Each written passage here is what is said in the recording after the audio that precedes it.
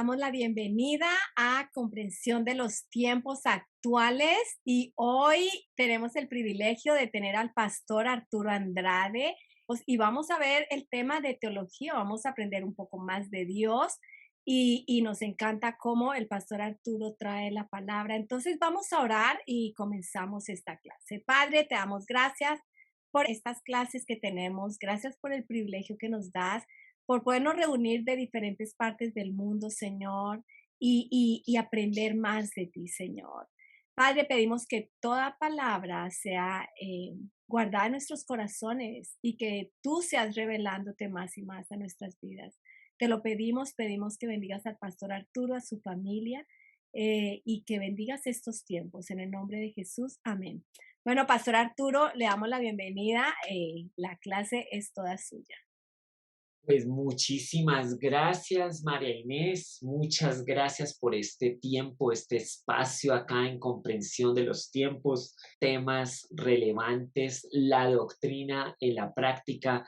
Así que muy emocionados de poder estar aquí y compartir con todos ustedes acerca de este emocionante tema, la doctrina de Dios.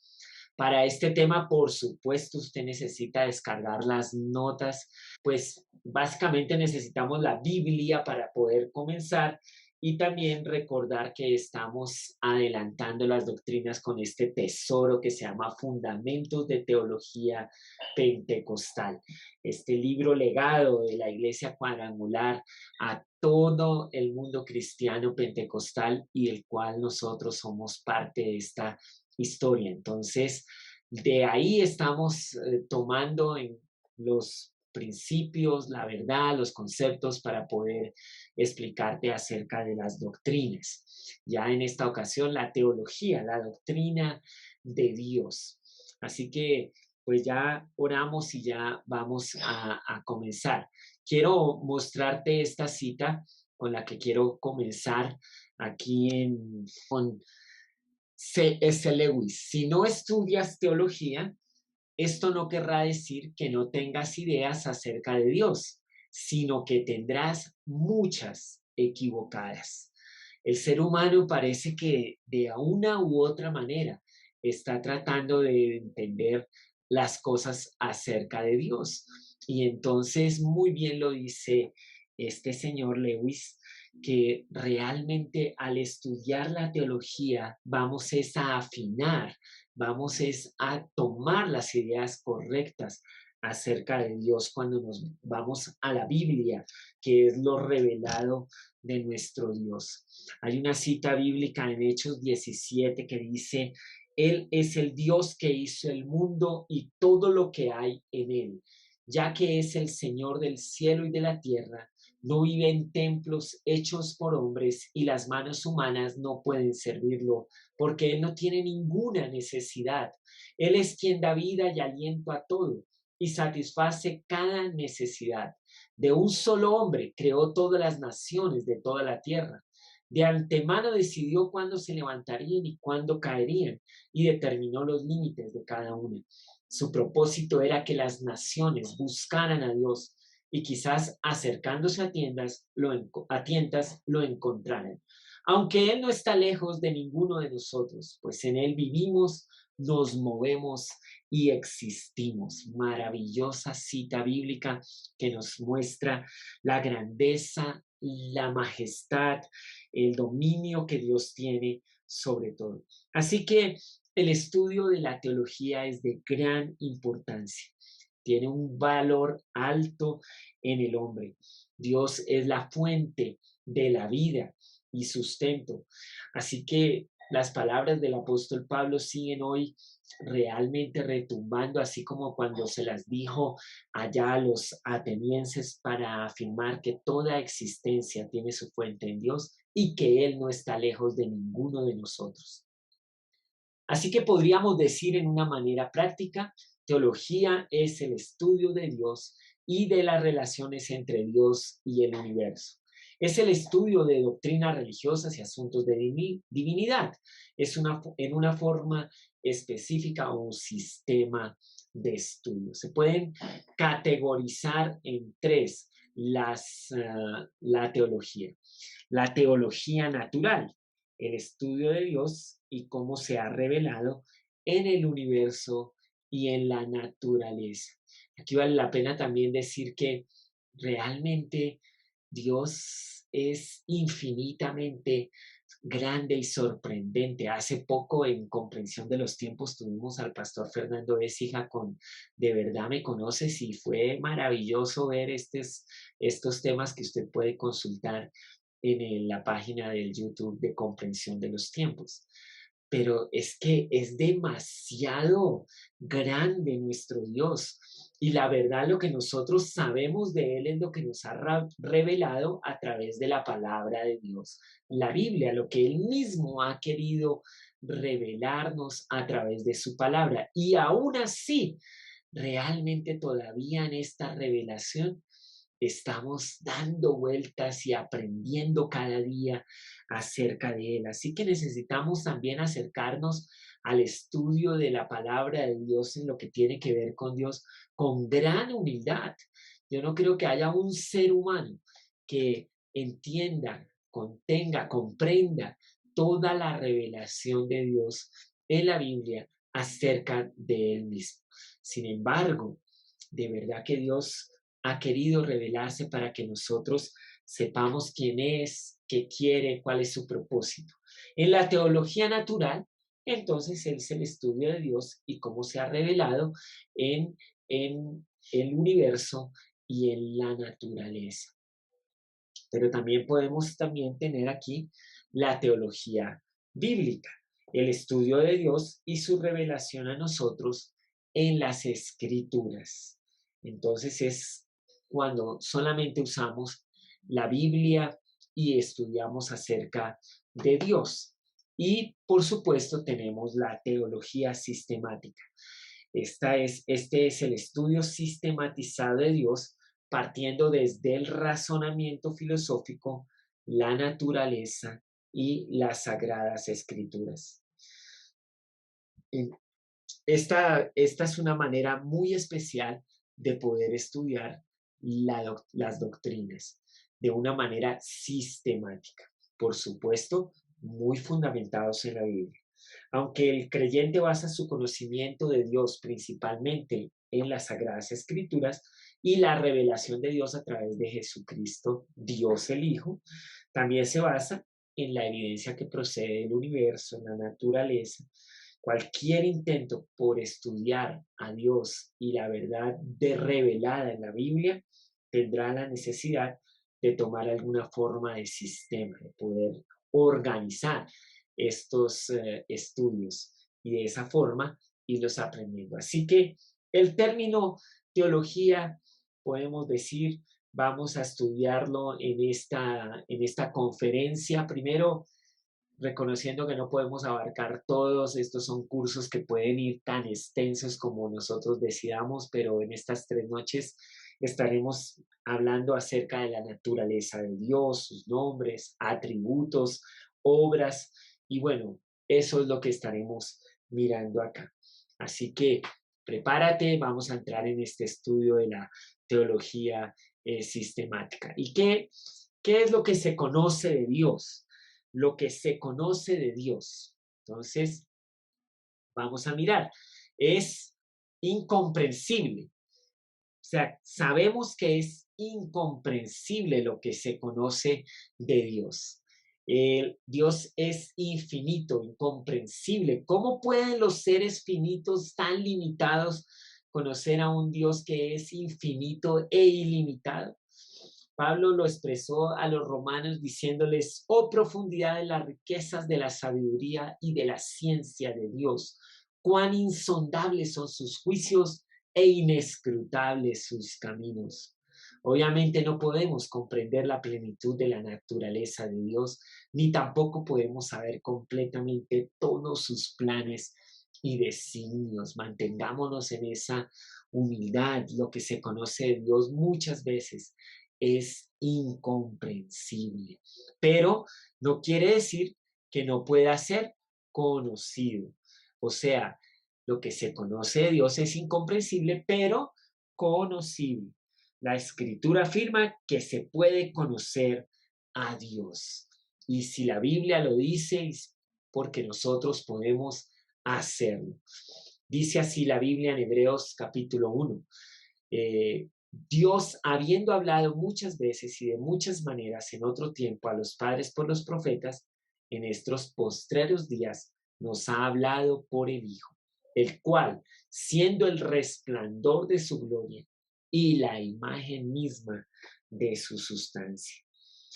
Juan lo expresó así: a Dios nadie le dio jamás, el unigénito Hijo de Dios que está en el seno del Padre le ha dado a conocer. Así que es incomprensible, pero es conocible, y necesitamos movernos en estas dos esferas de lo que se conoce de Dios. También yo me he dado cuenta que la revelación de Dios va creciendo en nosotros. Yo recuerdo bien empezando mi vida cristiana que pues leía la Biblia y había cosas que realmente yo no podía comprender. Pero en la medida que vamos caminando con Dios y que vamos aprendiendo mucho más de la Biblia, que nos vamos relacionando con otros creyentes, he sido bendecido en poder comprender algunas cosas de Dios ahora. Pero todavía tengo que decirles, no lo sé mucho.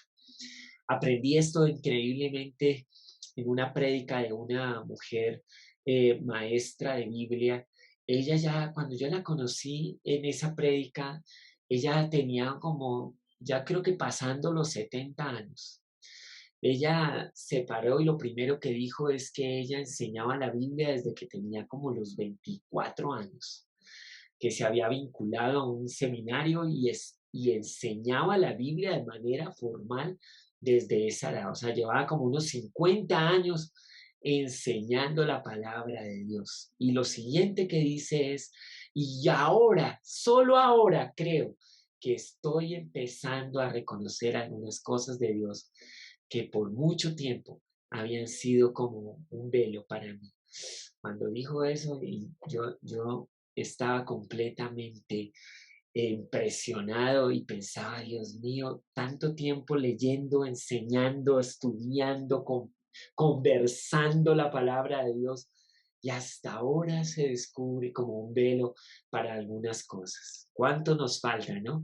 Y sí, después de tantos años de estar también enseñando la palabra de Dios, después de estar compartiendo, mirando cómo los principios de la Biblia y cómo lo de Dios comienza a tomar sentido en la vida, podríamos decir que hasta ahora algunas cosas comienzan a tener sentido después de toda esta relación.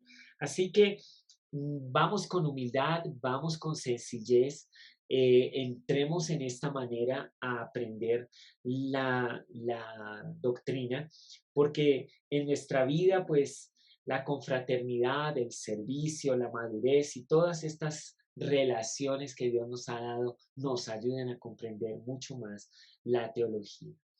Bueno, también hay que mostrar que hay algunas teorías erróneas acerca de Dios. Teorías erróneas acerca de Dios. Para introducir esta parte, pues es necesario como mencionar, aunque lo vamos a profundizar, que nuestro Dios es omnipotente, o sea, todo lo puede, todo lo sabe, es creador de todas las cosas, es santo, trascendente, o sea, él creó todo, pero trasciende por encima de su creación. Es un Dios personal que busca comunión con su pueblo, con sus hijos, con su creación. Castiga la rebelión absoluta con muerte eterna, recompensa la fe y la obediencia. Es nuestro Dios, es un Padre. Él hizo todo y sin embargo se hizo como uno de nosotros para podernos alcanzar. Ahora, sí hay unas doctrinas, unas teorías erróneas acerca de Dios. Entonces, entre ellas está el ateísmo. El ateísmo. El ateo niega la existencia de toda deidad. Él cree que el universo ocurrió por casualidad. A lo largo de la historia y especialmente de la historia del hombre con la ciencia, se han desarrollado muchísimas teorías acerca del origen de todas las cosas y obviamente un capítulo muy especial acerca del origen del hombre. Y claro, para la vida cristiana, esto no tiene ninguna complicación. Dios nos creó, Dios nos hizo y aceptamos este hecho como una verdad y lo creemos por la fe. Y pues estudiamos, hay cristianos que son profesionales en las ciencias y han hecho el recorrido académico por todo el tema de la ciencia y son cristianos y creen el Génesis 1 al 11 tal como está escrito. Y qué bueno que están acá. Algunos de estos han escrito libros muy interesantes de los cuales yo he podido disfrutar.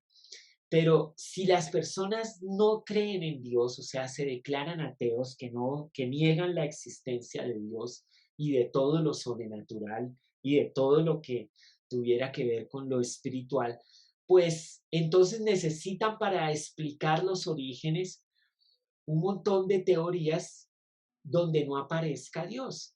Y allí es donde vemos cómo el hombre ha desarrollado y cada vez con mucha más imaginación y creatividad las teorías acerca de los orígenes. Obviamente, si uno se para en una universidad a decir que realmente las teorías acerca del origen donde Dios no tiene lugar, pues le van a acusar a uno de que no es un ignorante, de que uno no sabe, de que uno está en un dogma, de que no está usando la razón. Pero no te olvides que el método científico empieza con observar y sigue con volver a repetir. No se imagina la cantidad de esfuerzos que se hacen por producir vida en un laboratorio, a partir de lo inerte, a partir de lo muerto. Ni siquiera un virus se ha podido crear en un laboratorio. Siempre te necesitan un material genético vivo para poder producir vida o causar algún tipo de alteración. Así que sostener esto del ateísmo es muy, muy complejo. Sin embargo, recuerda, ateo no es solamente el que de manera filosófica lo está diciendo, sino que también algunos que pues pueden mencionar a Dios en sus maneras de hablar, pero viven como si Dios no existiera. Estos son los ateos prácticos y pues creo que son más que los filosóficos. Como que sí, sí, Dios, pero yo hago mi vida como yo quiera, como si Él no existiera. Luego sigue el tema del agnosticismo. El agnóstico, pues no niega la existencia de Dios. Él niega es la posibilidad de conocerlo. Esto viene de dos palabras griegas, el gnosis, que es conocimiento, y a, que es el prefijo para decir como sin conocimiento. Entonces, los agnósticos, pues realmente aceptan que hay una deidad, que hay Dios, que hay un ser supremo, que hay algo más allá, pero que hay una imposibilidad muy fuerte para nosotros conocerlo. El apóstol Pablo llegó a Atenas y vio ahí una cantidad de deidades o dioses que adoraban los atenienses y se sorprendió al ver una estatua, no una estatua, sino un lugar ahí donde decía al Dios no conocido. Y la historia era como bien interesante porque tenían una crisis, circunstancias muy difíciles y de pronto uno de los filósofos dijo, como ninguno de los dioses que tenemos está escuchando, eso significa que debe haber un Dios que no conocemos. Y entonces le hicieron su altar y le clamaban al Dios que no conocían para que los ayudara en su situación. Y de ahí se quedó en ese areópago este altar. Y cuando Pablo llegó aprovechó esto para decir, bueno, el Dios no conocido, ahora se los voy a presentar, les voy a dar a conocer quién es. Ahora los filósofos del agnosticismo, pues querían como tomar estas expresiones de Pablo, pero la verdad no, Pablo no estaba hablando acerca de el agnosticismo. Pablo estaba tratando más bien de revelar, aprovechando ese altar para que ellos pudieran conocer a Jesús el Señor y al Dios de la Biblia. Luego sigue una tercera, digamos, tesis aquí, que es el materialismo.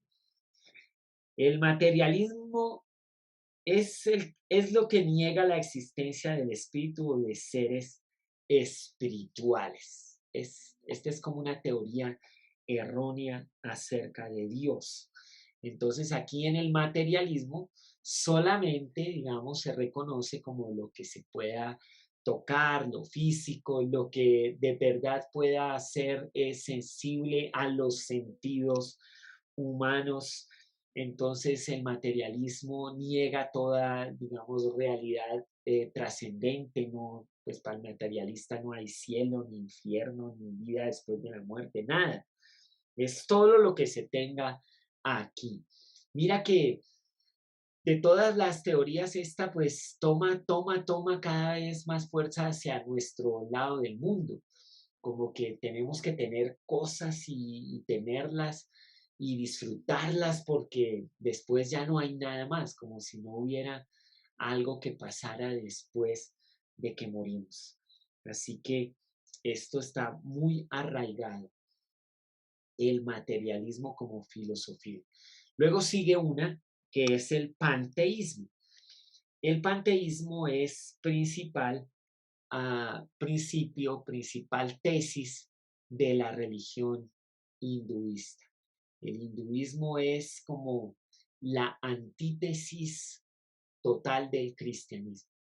Hay tres, digamos, grandes movimientos monoteístas que serían el judaísmo, luego el cristianismo con raíces judías, pues obviamente continuamos con el monoteísmo, un solo Dios, y luego el Islam, que también tomó como sus raíces de judaísmo y cristianismo para construir todo el tema del Islam, entonces es monoteísta.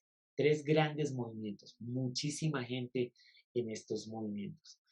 Y lo otro, lo completamente opuesto al monoteísmo, es el panteísmo, de esa palabra pan que significa todo y teos que quiere decir Dios.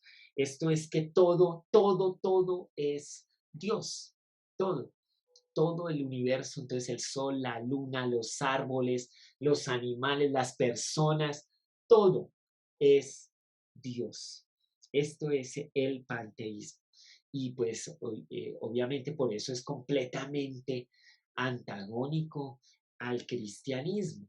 Y obviamente muy cerca del politeísmo, entonces del panteísmo, entonces tenemos al politeísmo. El politeísmo es pues que hay muchos dioses. Esto pues es una derivación natural del panteísmo. Si todo es Dios, pues hay muchos dioses. En realidad en el hinduismo es muy difícil calcular el número de dioses a los que ellos adoran. Hay unos muy famosos y son tienen tantos seguidores que entonces obviamente se han vuelto movimientos dentro del hinduismo como muy especial. Por ejemplo, el budismo es hinduismo, pero tiene tantos seguidores, Buda, que entonces ya se considera casi que una religión. Pero es anclado sus principios, todo su sistema de justicia, todo en el hinduismo.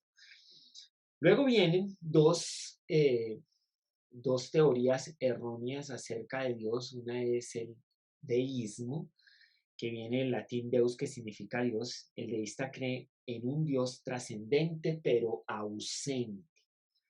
Dios creó todo, pero dejó a su creación sostenerse por sí misma mediante leyes naturales. Así que en el deísmo se niega la naturaleza pecaminosa del hombre, se niega su necesidad de un redentor y bueno, básicamente a Dios como que en el deísmo no le importa mucho lo que los hombres aquí vivan. Eh, y pues hay muchas personas que están tratando de revivir esta teoría errónea acerca de Dios. Y luego sigue el dualismo, que es como que hay, esta sí es también muy interesante el dualismo. Entonces en el dualismo se cree que existen dos reinos opuestos el uno al otro, que sería como el espíritu y la materia, por ejemplo. Y que estos dos reinos pues son como uno de bondad, el otro de maldad. Eh, Está diagramado el dualismo con el tema del yin y yang. eh, el tema en la guerra de las galaxias lo llaman la fuerza, o sea, es igual de poderoso Dios y es igual de poderoso como todo lo del mal, como que Satanás y Dios estarían lo mismo, serían igual de poderosos y ninguno triunfaría sobre el otro. Pero la Biblia no expresa así, la Biblia no muestra así a Dios, por eso es una teoría errónea esto del dualismo, porque en en la Biblia lo que sí vemos es que Dios es más poderoso que toda su creación, incluido Satanás y los demonios. Fueron creados y no tienen igual poder, no llegan al mismo nivel de nuestro poderoso Dios. Ahora, hay una gran victoria en Cristo Jesús allá en la cruz. Y pues la Biblia habla claramente de que aunque tengamos dificultades, aunque haya circunstancias adversas, aunque estemos en dificultades, Dios siempre impone su voluntad, su grandeza y su gloria sobre nosotros. Pablo le escribió esta cita a los Corintios, allá segunda de Corintios 8 al 10 dice, eh, porque hermanos, no queremos que ignoren acerca de nuestra tribulación que nos sobrevino en Asia, pues fuimos abrumados sobremanera más allá de nuestras fuerzas, de tal manera que aún perdimos la esperanza de conservar la vida, pero tuvimos en nosotros mismos sentencia de muerte para que no confiásemos en nosotros mismos, sino en Dios que resucita a los muertos. Y mira esto, dice ahí, el cual nos libró y nos libra y en quien esperamos que aún nos librará. Así que el dualismo es una teoría errónea dentro del cristianismo porque nosotros sí creemos que Dios es superior, que Jesús es el Señor y que aunque tengamos dificultades y tribulaciones y algunos problemas, siempre podemos esperar que Dios nos libró, el que nos libró, nos libra y nos librará. Y esta es nuestra promesa. El creyente puede estar en medio de una batalla, pero nosotros estamos del lado ganador. ¿Cree usted eso? Diga un amén allá donde usted está y si está en compañía de otros, diga, claro que sí, yo creo que estoy en el lado ganador. Aquí no, nadie le puede hacer frente a nuestro Dios. Eso es maravilloso. Bueno, yo me emociono y aquí yo podría predicar un poco más acerca de esto, pero nos tenemos que ir aquí a ver un poco la naturaleza de Dios, la naturaleza de Dios. ¿Quién puede definir la naturaleza y la esencia del Dios infinito? Sus caminos son inescrutables. Romanos 11. Su naturaleza y ser, ya lo dijimos, sobrepasan nuestra comprensión. Sin embargo, nos ha revelado Dios lo necesario de su naturaleza.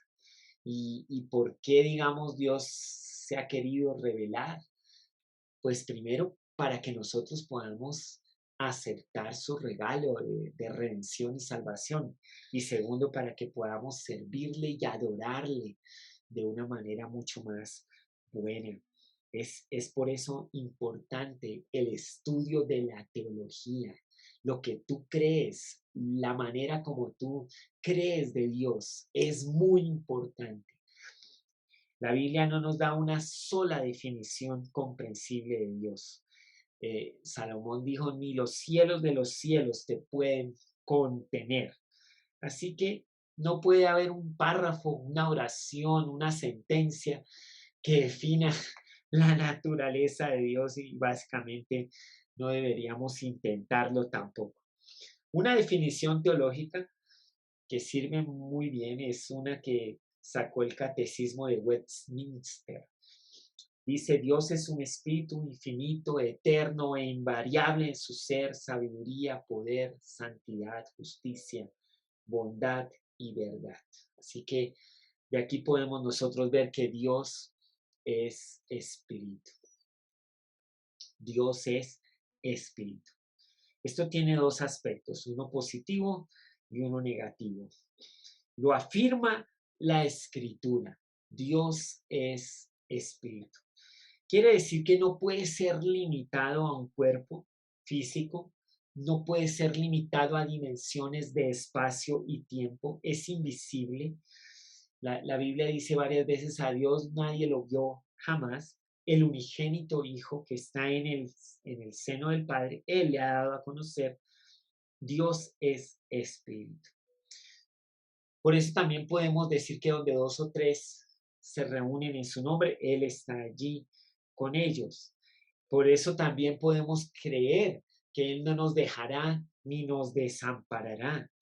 Por eso podemos decir que el hombre es nacido del Espíritu y así entra en el reino de Dios y tiene comunión con Dios. Dios es espíritu, no tiene forma, no tiene cuerpo, no se puede contener en un espacio, es invisible. Bueno, esto es clave en cuanto a la naturaleza de Dios. Pero hay un aspecto como negativo, digamos, pues al ser no corporal, en la Biblia usted encuentra algunas afirmaciones acerca de que Él tiene como ojos, oídos, brazos. Esas son figuras que se llaman antropomorfismos. O sea, no es que Dios tenga estas cosas, sino que para que nosotros podamos comprender algunos de los atributos de Dios, entonces se presentan estos antropomorfismos. Por ejemplo, dice que los ojos de Dios están sobre nosotros, pero no tiene ojos, pero es la manera como nosotros podemos aceptar que Él nos cuida, que Él está pendiente, que Él está atento a nosotros. Se habla de que su brazo está para ayudarnos, pero pues es un antropomorfismo para que nosotros podamos comprender que Él nos va a ayudar.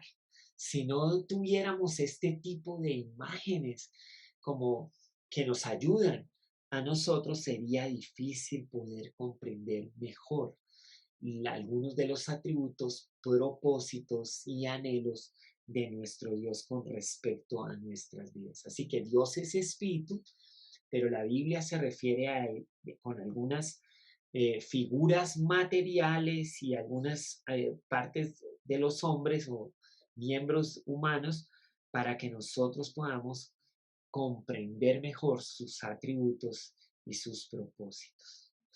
El, el profeta Isaías en el capítulo 40 tiene una declaración impresionante de nuestro Dios. Yo estoy leyendo casi cada semana, cada 2 semanas, Isaías 40 para no olvidarme de cómo es nuestro Dios. El profeta dice así, ¿con quién me compararán?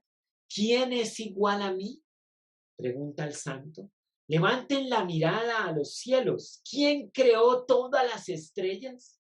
Él las hace salir como un ejército, una tras otra, y llama a cada una por su nombre.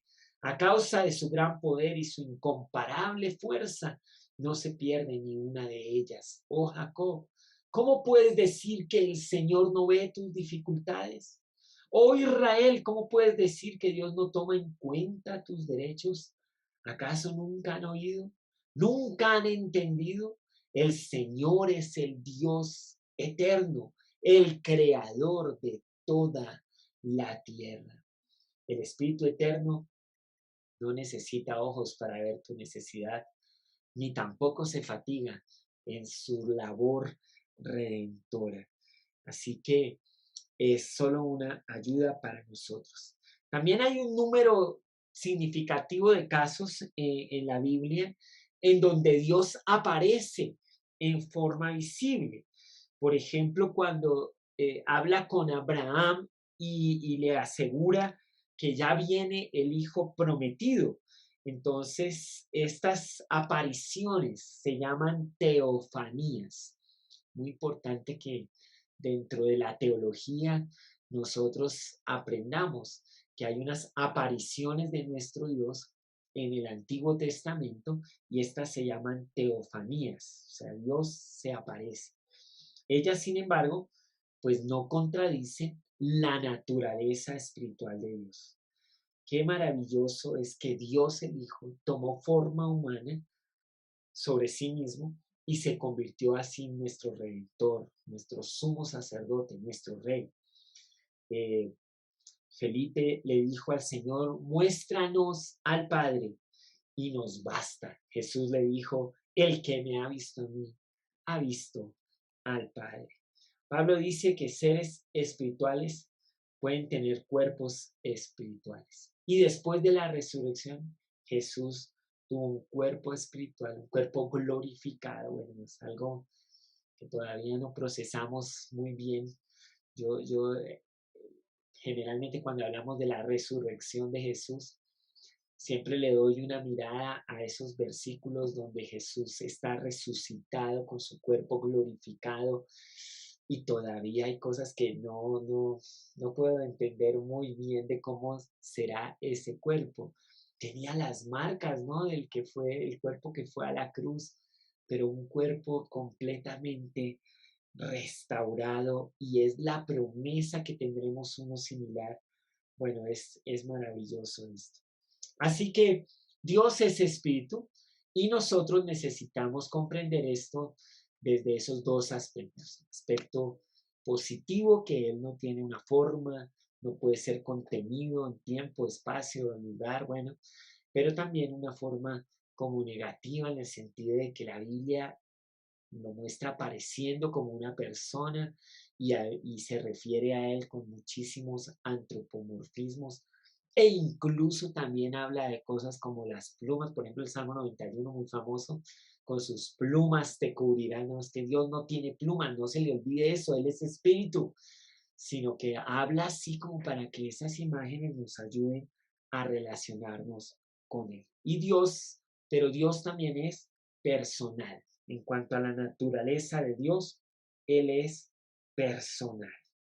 Y pues aquí en que Dios es personal, pues posee intelecto, sentimientos, voluntad. Eh, Él es así. Él puede escuchar tus oraciones y comprender lo que tú le estás diciendo en el idioma que sea. Eh, Puede incluso comprender tus motivaciones, puede entender lo que más está en ti, preocupándote o angustiándote o afanándote. Él está ahí comprendiendo, entendiendo todo, porque Él posee intelecto y posee sentimientos, claro que sí. A veces, pues nos cuesta referirnos en cuanto a Dios y sus sentimientos porque tratamos de asociarlo como a nuestros sentimientos. ¿Será que los sentimientos de Dios son como los nuestros? Bueno, Él siente, pero a veces no podemos sencillamente rebajarle a que tenga los mismos sentimientos que nosotros. Muy difícil. eh, no intentemos eso. Él sí siente, pero nunca trata de decir lo que Dios está sintiendo. Deja que Él mismo lo revele o te lo diga. A veces, a veces nos tomamos ciertas atribuciones para referirnos a nuestro Dios en cuanto a sus pensamientos, en cuanto a sus sentimientos y en cuanto a su voluntad. Y la verdad, lo que somos es unos atrevidos porque es muy difícil que un Dios que es tan grande, majestuoso, soberano, en sus pensamientos, en su intelecto, en sus emociones y en su voluntad, pues nos supera muchísimo. Hay que acercarnos a Dios y permitir que Él nos hable, nos revele, nos guíe y no asumir lo que nosotros vamos creyendo de Él. Yo no sé cuántas veces he escuchado ya y esto en la pastoral es muy importante. O sea, en la pastoral es muy importante ayudar a las personas a escuchar la voz de Dios y no asumir como lo que Dios espera, siente, quiere, cree, porque ahí de pronto nos equivocamos. Fue el profeta que dijo, mira, los caminos de Dios son más altos que tus caminos y sus pensamientos te superan mucho más a los tuyos. Así que Él es personal, pero necesitamos relacionarnos de esa manera con Él. Ahora toma sentido porque Jesús dijo, cuando te acerques a Dios para orar, pues evita las vanas palabras y las muchas repeticiones, porque Él comprende lo que estás diciéndole. Nuestra oración debe ser afectada ahora que conocemos más de la naturaleza de nuestro Dios. Él es capaz de entender, escuchar y tiene una voluntad para ti. Una vez estaba hablando con alguien acerca de la oración, ¿no? O sea, Dios escucha nuestras oraciones y en la Biblia dice que Él promete escuchar y algunas de ellas nos contesta en la manera como se lo estamos pidiendo. Pero también tienes que saber que a veces Dios contesta también diciendo, no, por ahí no, no es, por ahí no te quiero. En la Biblia hay ejemplos de oraciones que fueron respondidas en favor de los creyentes y oraciones que fueron respondidas, pero no como los creyentes lo querían decir. No, no es un tema muy popular, ¿no? Yo no, casi no escucho diciendo a las personas, ore, ore todo lo que pueda y espere que Dios diga si sí o si no. Casi no, no escuchamos eso, pero es bíblico que a veces Dios dice que no porque tiene una voluntad, pero es santo, es bueno. Entonces su no también es santo y es bueno y someterse a esos te va a traer buen fruto también. A veces hay que aceptar que Dios nos quiere en otro lado porque nos está llevando en su voluntad a otras cosas. Ahora, Dios es uno, es como lo siguiente en cuanto a la naturaleza de Dios, Dios es uno. La ley de Dios dada sobre el Sinaí comienza con esa declaración. Oye Israel, Jehová nuestro Dios, Jehová uno es. Así que este es uno de los principales, digamos, verdades en la Biblia. Dios es uno. Si usted lee con cuidado el Antiguo Testamento, mucho de toda la lucha que había con el pueblo y Dios era por el tema de los ídolos y la adoración a dioses paganos. Y entonces esas naciones que adoraban a esos diosesitos y luego entonces los israelitas llegaban y también eran contaminados con este tipo de adoración idolátrica. Y siempre ves la lucha de este pueblo con el tema de la idolatría. Pero mira, los profetas siempre estaban ahí llamando la atención y de parte de Dios volviendo a llevar al pueblo hacia el Señor. Esto dice el Señor, el Rey Redentor de Israel, el Señor de los ejércitos celestiales. Yo soy el primero y el último, no hay otro Dios. Y cada que puedas deberías hacer declaraciones donde tú estás expresando en tu adoración que no hay otro Dios como el Señor, que Él es único, que Él es uno y que tú lo adoras a Él y no tienes más dioses en tu vida. Hay que hacer estas declaraciones, ¿saben? A veces nosotros oramos y decimos cosas espirituales, pero en cuanto a la naturaleza de Dios y especialmente aquí, que Dios es uno, uno solo, no hay más dioses. Necesitamos ser más intencionales en hacer declaraciones sobre esto. Ahora, vamos rápidamente al tema de los nombres de Dios. Los nombres de Dios. Bueno, diferentes nombres para llamar a Dios en las escrituras. En la cultura judía los nombres representan frecuentemente un atributo o característica de la persona mencionada. Con Dios, pues, es muy interesante el significado que los nombres tienen. Pero mira esto, mira estas 4 consonantes. Bueno, la palabra hebrea está ahí, para los que les gusta el hebreo, un idioma muy complejo esto del hebreo, y ahí tienes lo que se ha llamado el tetragramatón, estas 4 letras hebreas. Lo voy a quitar, a ver, ¿usted se acuerda cuáles son las letras hebreas? A ver, bueno, claro que las tiene ahí escritas en su material, pero usted no puede olvidarlas, la Y, la W, la H, la W, transliterado del idioma hebreo. Recuerda que estas son letras hebreas. Ahora, eh, este nombre se lo dio Dios a Moisés cuando iba a rescatar el pueblo de la opresión de Egipto.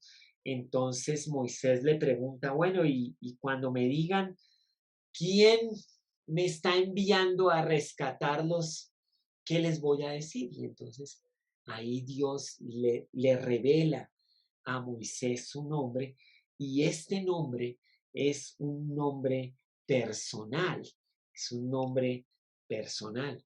Y entonces aquí con este nombre personal, pues Dios se revela a su pueblo. ¿Qué le responderán? Yo soy el que soy. Y dijo, así dirás a los hijos de Israel, yo soy, me envió a vosotros. Además, dijo Dios a Moisés, así dirás a los hijos de Israel, Jehová, el Dios de vuestros padres, el Dios de Abraham, Dios de Isaac y Dios de Jacob, me ha enviado a vosotros. Este es mi nombre para siempre, este es mi memorial por todos los siglos. Así que ahí lo tienes. Ahora, ¿cómo se pronuncia este nombre? Entonces, pues, si usted no usa vocales, pues le es imposible pronunciar estas 4 consonantes. O sea, tiene que usar algunas vocales. Entonces, algunos pusieron Yahvé, otros pusieron ese Jehová, y así las vocales. Lo cierto históricamente es que los israelitas escucharon el nombre y decidieron, por reverencia, temor, momentos históricos muy complicados, y dijeron, no, Dios mandó las plagas a Egipto, hizo temblar ese monte cuando dio la ley. No, no, no, ellos dijeron, nosotros no vamos a pronunciar el nombre de Dios por respeto. Entonces lo oyó una generación lo escuchó y lo tenía en la mente.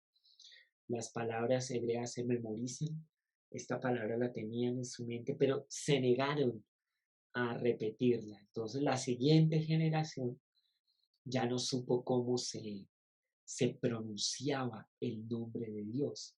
Y en su lugar, cuando aparecía o se querían referir a Dios en su lugar decían la palabra Adonai, que más adelantico la vamos a ver, y esa palabra Adonai, Señor, era la que ellos decían en el lugar de pronunciar la palabra del nombre de Dios. Luego más adelante vinieron unos eruditos estudiosos y para facilitar, digamos, el estudio y la transmisión de la palabra de Dios, este grupo se llamaba los masoretas.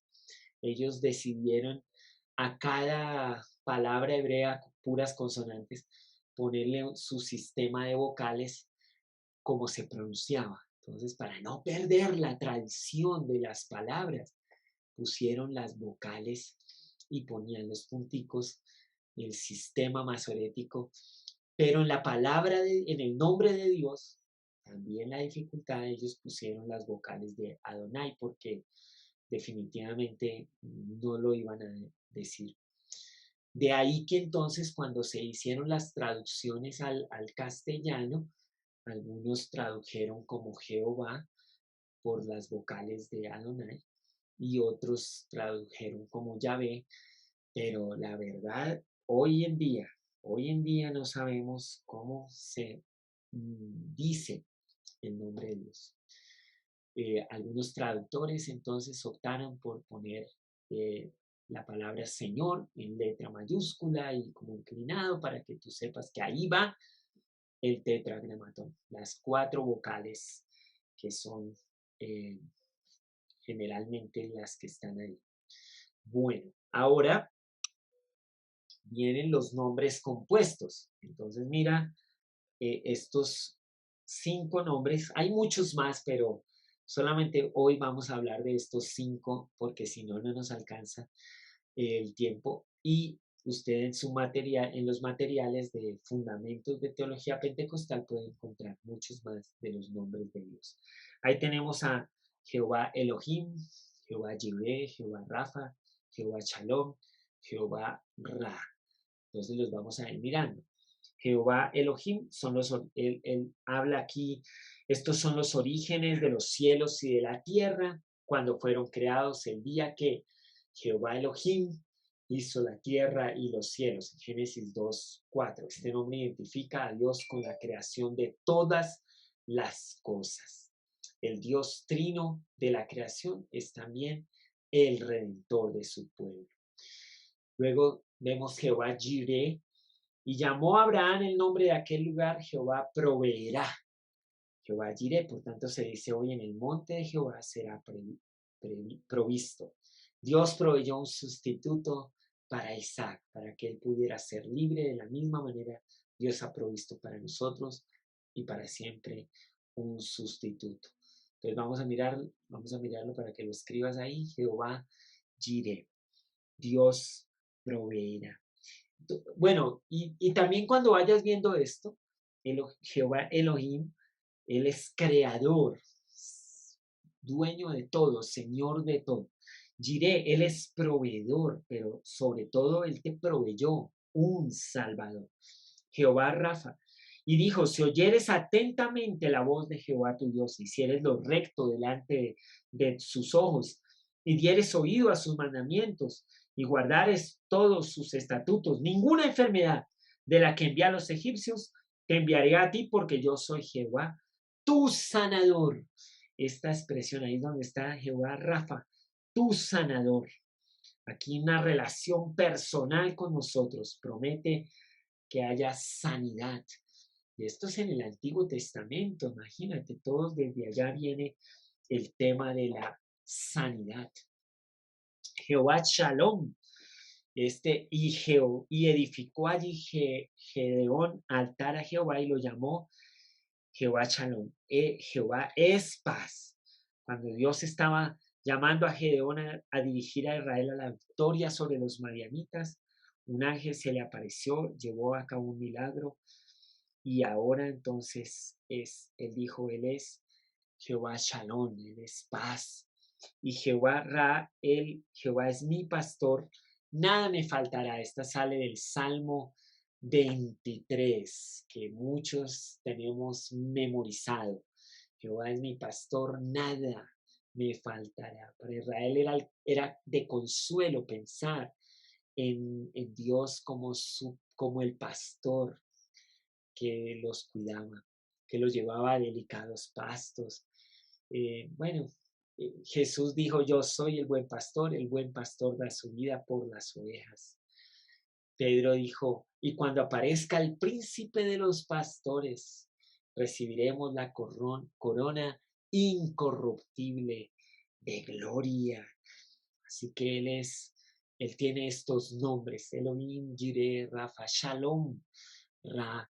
Él es creador, proveedor, sanador, paz, y Él es mi pastor. Bueno, estas expresiones de los nombres de Dios no solo de manera devocional deberían invitarte a relacionarte con Dios de manera más personal, más cercana, porque Él lo quiere así, pero también debería afectar la manera como tú decides, como tú piensas, como tú hablas, como tú oras, como tú construyes la vida, porque ahora Dios personal está presente y hace parte de tu vida. No lo ignores a Dios. Mira cómo estas cosas nos están mostrando que Dios de verdad quiere acercarse a nosotros.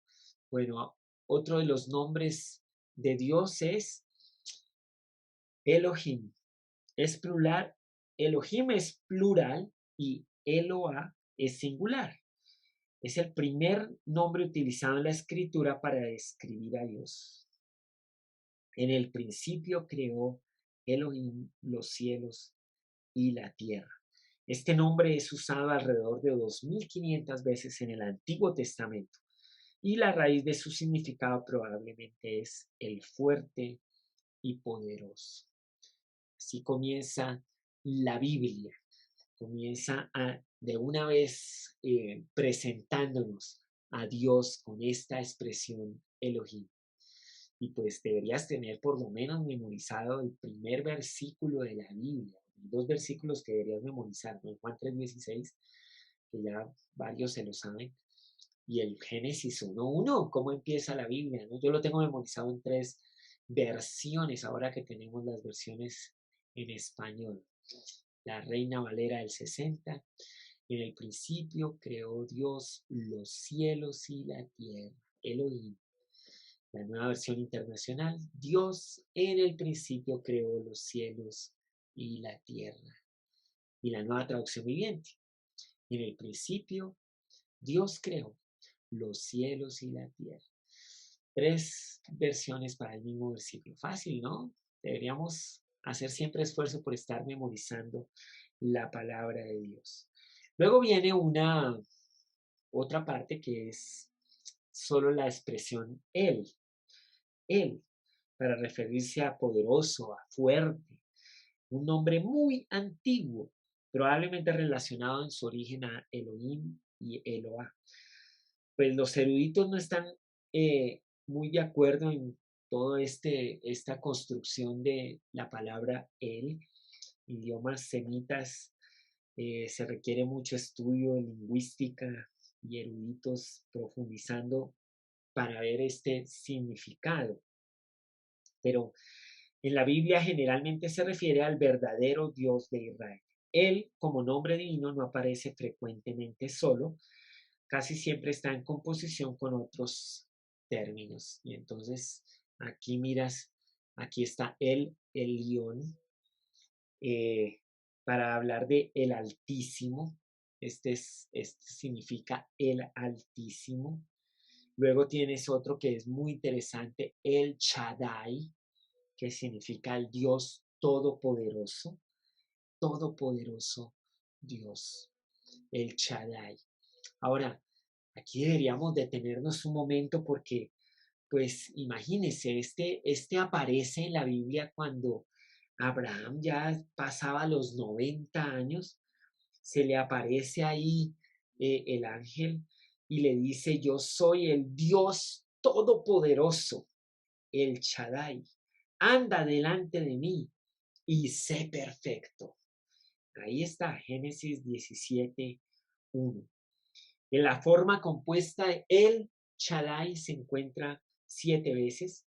La palabra Shaddai sola se encuentra 41 veces para hablar de el Todopoderoso. Y pues de esas 31 veces en Job, uno de los libros más antiguos, o sea, cronológicamente hablando de los primeros, el primero creo, libro de la Biblia que se escribió, se refiere a el Todopoderoso. Dios es todopoderoso, todopoderoso, no hay nada imposible para Dios. Puedes siempre alabarlo, adorarlo, referirte a Él como el que todo lo puede. Nada hay imposible para Dios. Sus nombres deberían ayudarnos a relacionarnos con Él de esta forma. Lo quiere de una manera personal, pero imagínate, Dios es todopoderoso. Nosotros no, pero Él sí. Y por supuesto, Adonai, que se traduce como Señor, amo, dueño o gobernante. Y pues la palabra Adonai es usada en el Nuevo Testamento griego, muy semejante al sentido que nosotros le damos a la palabra Señor.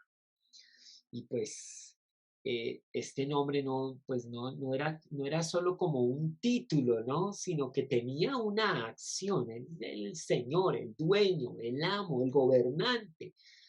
Y cuando decimos Señor, pues deberíamos estar refiriéndonos también a esa manera en la que creemos y estamos muy seguros de que obedecemos a Dios. Él es el Señor, Él es el Señor de nuestras vidas.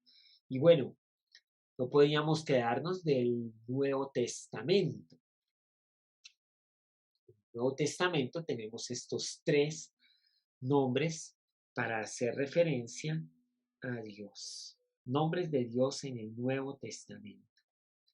Entonces, Teos, en el principio era el verbo logos y el verbo era con Dios, Teos. Y el verbo era Dios. Entonces, la palabra griega Teos, como Elohim, puede significar Dios. Es la palabra que usualmente se usa para Dios en el Nuevo Testamento. Y pues algunos hasta la ponían en su nombre. ¿Recuerdan cuando Lucas escribió sus cartas, su evangelio y el libro de los hechos se lo escribió a alguien llamado Teófilo, amigo de Dios, Teos? La palabra Teos es la palabra para Dios.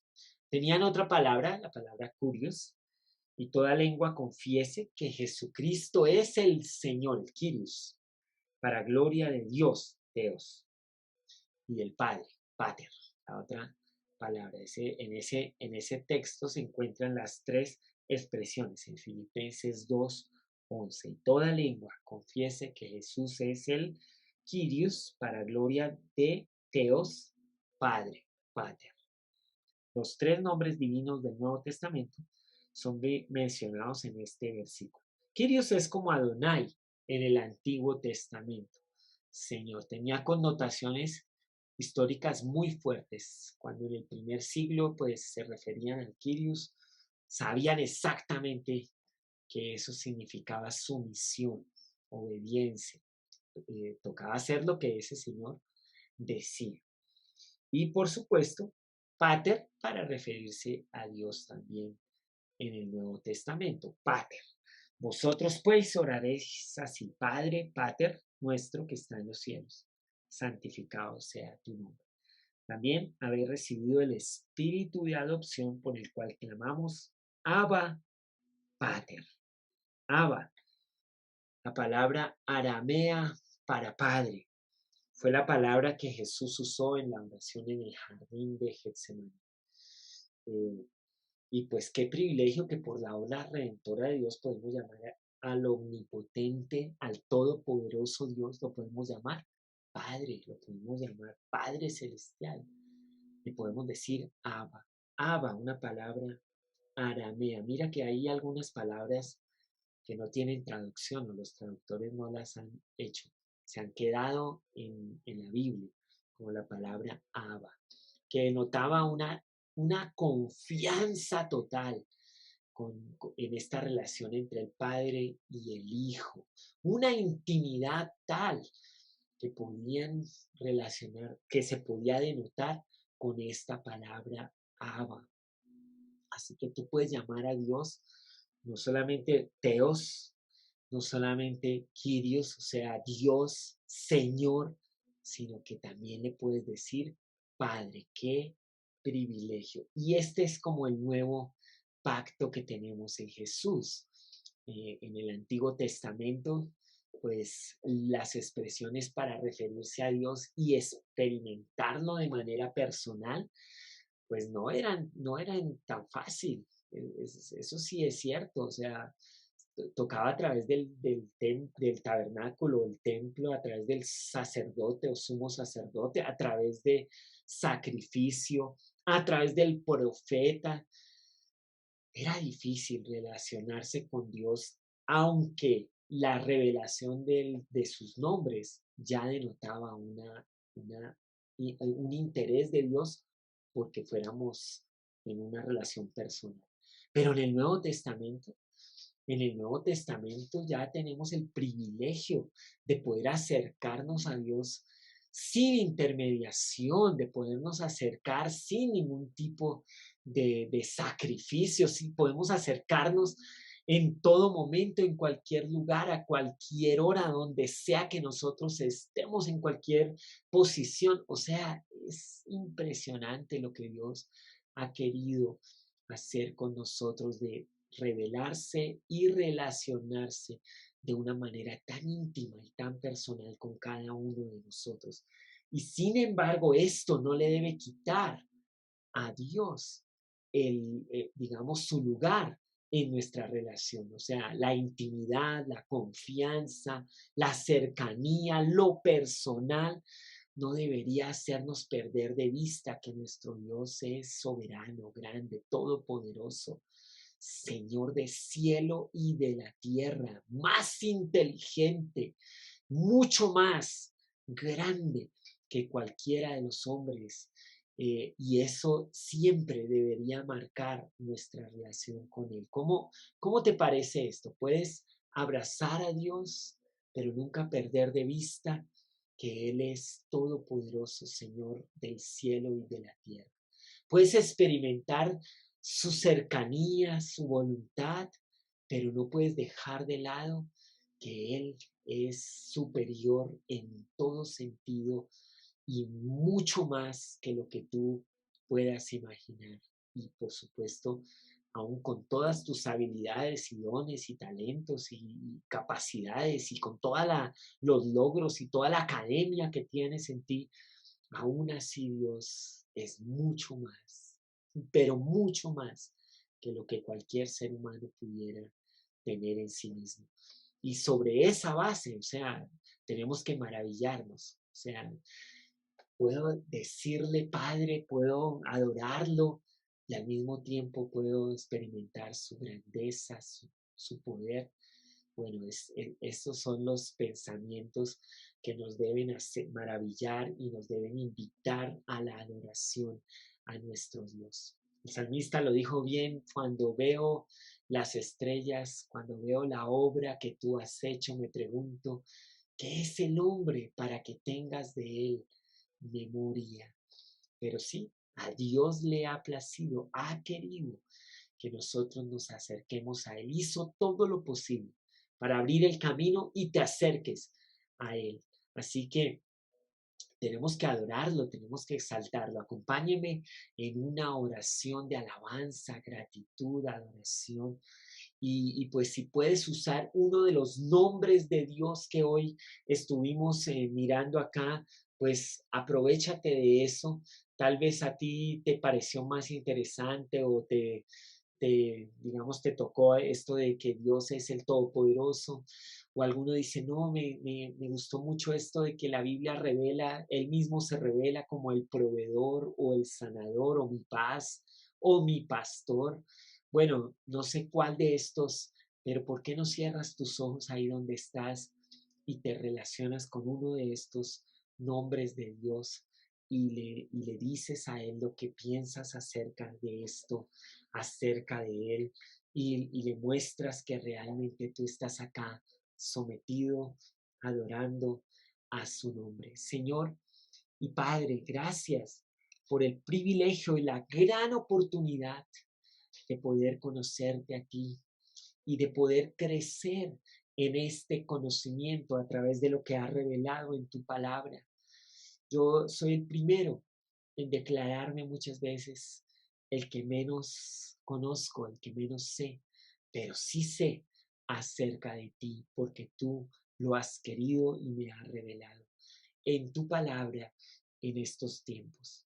También, Señor, gracias porque tú eres creador de todo, porque eres proveedor, sanador, porque eres mi paz, mi pastor. Gracias, Señor, porque tú, Señor, eres de verdad en muchas maneras altísimo, superior, maravilloso.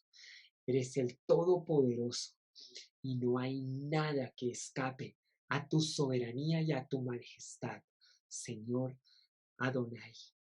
Gracias. Hoy, todos juntos, Señor, en esta conferencia te adoramos y te exaltamos. Te damos toda la gloria, la honra y la alabanza solo a ti. Eres mi único Dios, no tengo más dioses en mi vida. Eres al único al que he rendido toda mi vida, todo mi corazón, todo mi ser te pertenece a ti, Señor, por mi voluntad, aceptando ese sacrificio perfecto de Jesús en la cruz. Y gracias, gracias por permitirme, Señor, disfrutar de esta relación contigo, Padre mío. Aleluya. Gracias, Señor. Amén y amén. Mañana tendremos una segunda sesión donde veremos los atributos de Dios. Aquí sí ya vamos a ver un poco más acerca de cómo es nuestro majestuoso y soberano Dios. Pastor Arturo, muchísimas gracias. Realmente muy, muy, muy bueno. Y antes de terminar, hay algo que me gustó, número uno, como usted comenzó con C.S. Lewis, donde dice que sí, podemos conocer, pero de formas muy equivocadas, ¿no? Y usted hizo referencia al pastor Fernando Écija, que en su clase él habla de a veces ponemos a Dios a nuestra imagen, ¿no? Y pone hacemos a Dios a nuestra imagen, con nuestros sentimientos y nuestras emociones, y lo rebajamos a, a lo que nosotros somos, porque no lo conocemos, ¿no? Usted podría elaborar un poquitico más, porque yo creo que ese es un tema tan profundo y nosotros muchas veces, y usted dijo, y a veces somos atrevidos en la forma como nos referimos a él. Y usted puede darnos de pronto algunos ejemplos cómo en su experiencia a veces nosotros nos acercamos a Dios en una forma que lo humanizamos más que entenderlo como es en su divinidad. Claro que sí, gracias, María Inés. Mira, sí, C.S. Lewis decía, si no estudias la teología, eso no quiere decir que no tengas ideas acerca de Dios, sino que tal vez las tendrás equivocadas. Y eso es la pura verdad. Cuando nosotros llegamos a Jesús y llegamos a la vida cristiana, o sea, imagínate esto, por la gracia de Dios, somos salvos, tenemos esta redención, esta nueva naturaleza santa y empezamos a disfrutar una vida cristiana y nos acercamos a Dios, muchas veces al no tener toda la revelación, porque la verdad es que apenas nos contaron acerca de Jesús y recíbalo y lo recibimos y recibimos el regalo de Dios y ya ahí nos creemos que ya como que vamos sabiendo mucho acerca de nuestro Dios. Obviamente el Espíritu Santo nos ayuda en nuestra debilidad y el Espíritu de Dios nos guía a la verdad, pero hay que reconocer que tenemos toda una Biblia para conocer a nuestro Señor. Entonces, lo primero es cómo oramos, ¿no? Nuestra oración va alcanzando diferentes niveles de acuerdo a la madurez y al conocimiento de Dios que vamos aprendiendo. Entonces, por ejemplo, muchas veces nos acercamos a Dios al comienzo o todavía para orar y le decimos a Dios cómo debe hacer las cosas para nosotros, cómo debe proveernos, cómo debe ayudarnos. Hasta le hacemos mapas, le mandamos nuestra ubicación, le damos coordenadas, le hacemos diagramas de cómo debería él hacer las cosas. Y la Biblia muy claramente muestra que realmente Dios no es impresionado por esas cosas. Él lo que quiere es que sí dependamos de Él, pero Él tiene una voluntad, una inteligencia, un poder maravilloso. Nos tiene mucha paciencia también, ¿no? Yo a veces tengo un diario donde anoto algunas de las oraciones y cuando estaba revisando unas de hace muchos años, yo decía, ay, qué atrevido, cómo le decía a Dios que hiciera estas cosas cuando realmente Él es más inteligente que todos nosotros juntos.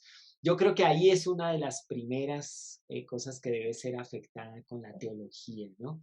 Que nosotros de verdad oremos en una manera que corresponda a quién es Él, a sus nombres, a sus atributos, a su naturaleza, y no como que estemos igualándolo a nosotros como si le tuviéramos que decir, como un padre que le dice a su hijo por qué camino andar, a veces queremos decirle a Dios por dónde tiene que ir con nosotros. Creo que esa es una de las primeras. La otra es que su voluntad, ¿no?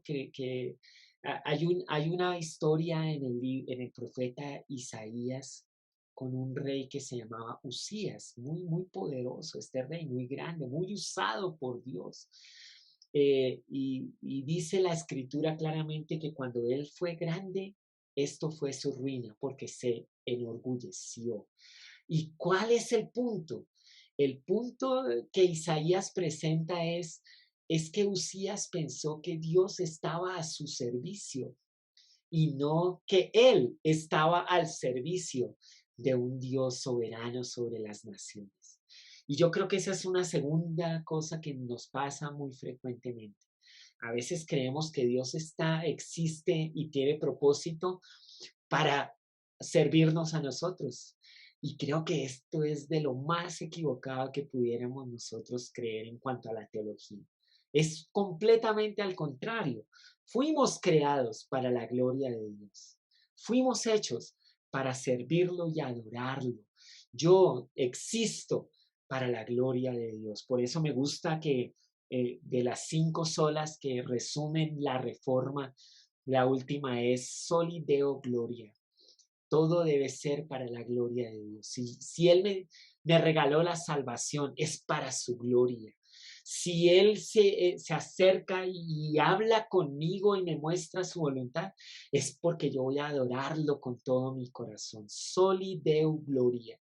Es la sola que me parece en estos tiempos la iglesia más debería proclamar y más debería enfocar, porque ahí es donde a veces estamos un poco desenfocados o descuadrados, creyendo que Él nos sirve cuando es todo lo contrario. Estamos para servirlo, adorarlo y traerle gloria y más gloria a Él con nuestras decisiones, con nuestros pensamientos, con nuestras palabras, con nuestras relaciones, con nuestros recursos, con todo lo que Él nos ha dado. Deberíamos traer es gloria a nuestro Dios. Muchísimas gracias. Y bueno, una de las cosas que a mí, una de las cosas, yo creo que entre más conocemos cómo nos rescata, cómo nos salva, cómo a veces vivimos en temor y cómo él aparece y a través de la experiencia de lo que, cómo se revela él, yo creo que es como también lo vamos conociendo más. Y cuando usted hablaba de los nombres, cuando el pueblo de Israel le llamó Jireh, fue cuando experimentó a Jireh, cuando Rafa fue cuando experimentó la sanidad y así sucesivamente el conocimiento de Dios se iba expandiendo. Yo creo que es igual con nosotros, pero pues muchísimas gracias, Pastor Arturo. Y con esto realmente los dejamos y yo sí les puedo decir una cosa, en mi vida personal, eh, yo he aprendido, me gustó mucho las clases con el pastor Fernando de Écija, pero yo empecé a orar mucho por su omnipotencia, omnipresencia, omnisciencia en todas las áreas de mi vida, invitando su omnipotencia, omnipresencia y omnisciencia, porque yo no sé todo, yo no entiendo todo, pero necesito su presencia ahí, necesito su sabiduría ahí, necesito su poder ahí. Y yo creo que eso sí fue una de las cosas que me ha ayudado, que un pastor me preguntó hace poco, me dice, ¿qué temes? Y yo le dije, la verdad, yo no temo nada, No temo nada, me preocupan algunas cosas, pero no tengo temor porque sé quién es mi Dios. ¿Quién ha sido mi Dios con mi mamá cuando yo era joven? ¿Quién ha sido mi Dios en mi vida? ¿Quién ha sido mi Dios con mi hija María Paula casada? ¿Quién ha sido mi Dios con mi hija Mariana que está a punto de casarse?